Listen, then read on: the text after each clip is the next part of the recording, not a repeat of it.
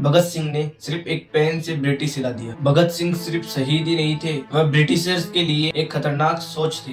भगत सिंह ने एक बॉम्ब फेंका ताकि कोई मरे नहीं। नमस्कार दोस्तों, इस वीडियो में आज हम भगत सिंह के बारे में बात करने वाले हैं। इस वीडियो के एंड तक आप भगत सिंह को सिर्फ एक शहीद के रूप में नहीं बल्कि एक रिवॉल्यूशनरी थिंकर के रूप में देखने वाले हैं। जलियांवाला बाग का इम्पैक्ट। क्यों सिर्फ उन्होंने नॉन वायलेंस पे भरोसा नहीं किया। आप सभी ने जलियांवाला बाग हत्याकांड के बारे में तो सुना ही होगा। यही वो दिन था जब से अंग्रेजों का बुरा समय शुरू हो गया। दिन था 13 अप्रैल 1919 का, जब 1000 से भी ज्यादा लोग जलियांवाला बाग पहुंच गए प्रोटेस्ट करने।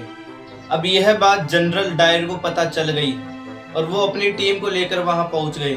उस जगह की एक ही तो एंट्रेंस थी और एक ही एग्जिट थी।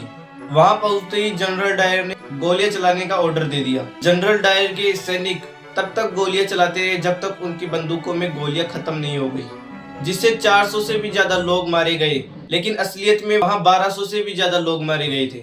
यह बात छोटे और नए क्रांतिकारियों तक पहुंच गई, जिनमें से एक भगत सिंह भी थे। भगत सिंह उस समय 12 साल के ही थे। क्यों उन्होंने सिर्फ नॉन वायलेंस पर भरोसा नहीं किया। 12 वर्ष की आयु में उन्होंने देखा कि निहत्थे लोगों पर गोलियां चला दी गई। कोई वार्निंग नहीं, कोई पनिशमेंट नहीं। ब्रिटिश सरकार ने जनरल डायर को कोई सजा भी नहीं दी। यही से उनके मन में बैठ गया कि अंग्रेज सिर्फ शांति की भाषा ही नहीं समझते। असेंबली में बॉम्ब फोड़ने का असली रीजन। 8 अप्रैल को भगत सिंह और बटुकेश्वर दत्त ने असेंबली में बॉम्ब फोड़ा। किसी की जान लेने के लिए नहीं बल्कि आवाज उठाने के लिए। भगत सिंह का मानना था कि अगर आवाज दबाई जाए तो धमाका करना पड़ता है। जान बचाने के लिए जगह चुनी गई। बॉम्ब खाली बेंचों पर फेंका। लो इंटेंसिटी बॉम्ब थे, कोई मारने का इरादा नहीं था, सिर्फ अटेंशन प्लस मैसेज चाहिए था। खुद ही गिरफ्तारी दी, भागे नहीं। बॉम्ब फोड़ने के बाद में भागने का मौका था पर भागे नहीं, वहीं रुक गए। वो कोर्ट और जेल को क्रांति का मंच बनाना चाहते थे। पर्चे फेंके और नारे लगाए, इंकलाब जिंदाबाद। पूरा देश जाग उठा। भगत सिंह की jail writings. Why I am atheist, मतलब मैं नास्तिक क्यों हूँ। 1930 में जेल में लिखा।